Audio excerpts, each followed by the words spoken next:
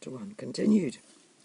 The mole waggled his toes from sheer happiness, spread his chest with a sigh of full contentment, and leaned back blissfully into the soft cushions.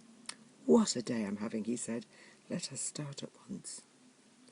"Hold hard a minute then," said the rat.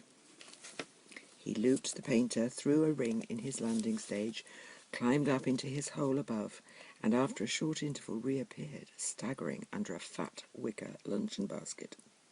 "Shove that under your feet," he observed to the mole as he passed it down into the boat. Then he untied the painter and took the sculls again. "What's inside it?" asked the mole, wriggling with curiosity.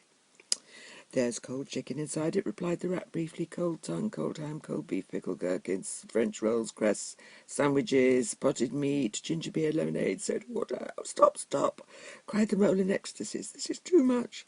"Do you really think so?" inquired the rat seriously. "It's only what I always take on these little excursions, and other animals are always telling me that I'm a mean beast and cut it very fine." The mole never heard a word he was saying. Absorbed in the new life he was entering upon, intoxicated with the sparkle, the ripple, the scents and the sounds and the sunlight, he trailed a paw in the water and dreamed long waking dreams. The water rat, like the good little fellow he was, sculled steadily on and forbore to disturb him. "I like your clothes awfully, old chap," he remarked after some half an hour or so had passed. "I'm going to get a black velvet smoking suit myself some day, as soon as I can afford it." "I beg your pardon," said the mole, pulling himself together with an effort. "You must think me very rude, but this is all so new to me." "So this is a river?" "The river," corrected the rat. "And you really live by the river? What a jolly life." "By it, and with it, and on it, and in it," said the rat. "It's brother and sister to me, and aunts, and company, and food and drink, and, naturally, washing. It's my world, and I don't want any other. What it hasn't got is not worth having, and what it doesn't know is not worth knowing. Lord, the times we've had together, whether in winter or summer, spring or autumn, it's always got its fun and its excitements. When the floods are on in February and my cellars and basement are brimming with drink that's no good to me and the brown water runs by my best bedroom window, or again when it all drops away and shows patches of mud that smells like plum cake and the rushes and weed clog the channels and I can potter about dry shod over most of the bed of it and find fresh food to eat and things careless people have dropped out of boats. But isn't it a bit dull at times?" the mole ventured to ask. "Just you and the river and no one else to pass the word with." "No one else to—" "Well, I mustn't be hard on you," said the rat with forbearance. "You're new to it, and of course you don't know. The bank is so crowded nowadays that many people are moving away altogether." "Oh no, it isn't what it used to be at all. Otters, kingfishers, dab chicks, moorhens, all of them about all day long and always wanting you to do something, as if a fellow had no business of his own to attend to."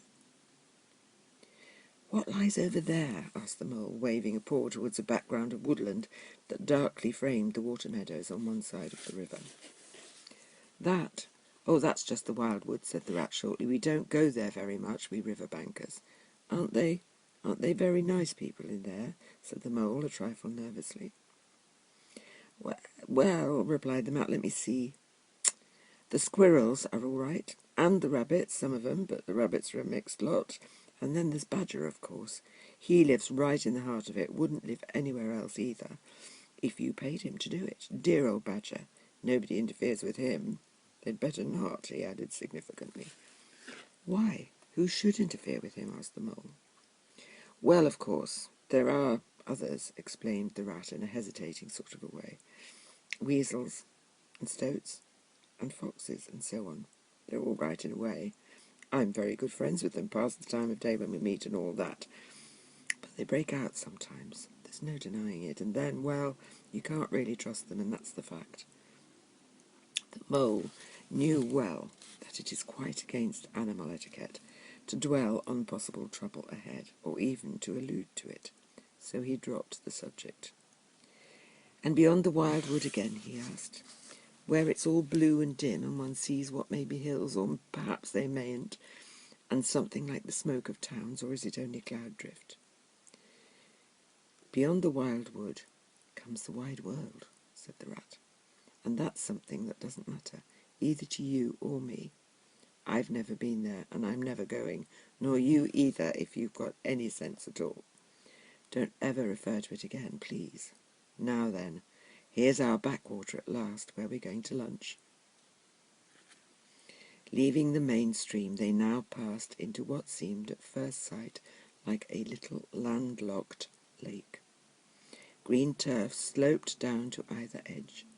Brown snaky tree roots gleamed below the surface of the quiet water, while ahead of them the silvery shoulder and foamy tumble of a weir, arm in arm with the restless dripping mill wheel that held up, in its turn, a grey-gabled mill house, filled the air with a soothing murmur of sound, dull and smothery, yet with little clear voices speaking up cheerfully out of it at intervals. It was so very beautiful that the mole could only hold up both forepaws and gasp, "Oh my, oh my, oh my." The rat brought the boat alongside the bank, made her fast, helped the still awkward mole safely ashore, and swung out the luncheon basket.